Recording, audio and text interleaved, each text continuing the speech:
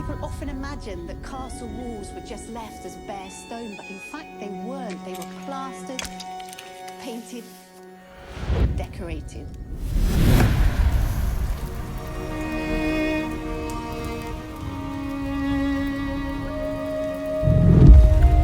The process of making medieval paint begins in a quarry. This is a sandstone with a really high iron content. In it, we find pockets of ochre. This is iron oxide, like rust, and the ochre is one of the main ingredients in pigment making.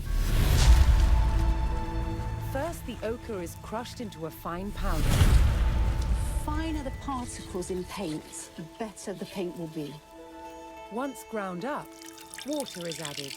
Then the mixture is sieved. This is the exact opposite of making pasta at home. At home, when you sieve your pasta, you then keep it for your meal. Here, what's going to end up in the sieve will be discarding. What's needed are the tiny particles suspended in the water. Once it's dry, it's going to look something like this. You can see that all the water has evaporated, leaving just this very fine crust, which will then be ground into the fine pigment which is used to make paint. But ochre's colour palette doesn't end there. If it's heated, something magical happens. Yellow ochre turns red. And heating it for even longer creates a whole spectrum of colours.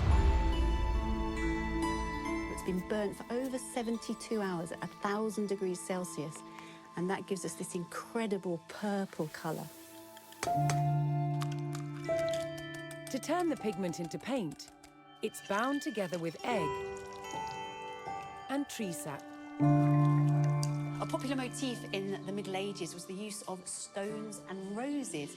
That's where you paint on blocks of stone to make it look like you could afford to pay stonemasons to produce dress blocks of stone and then decorate them with 5-petal flowers.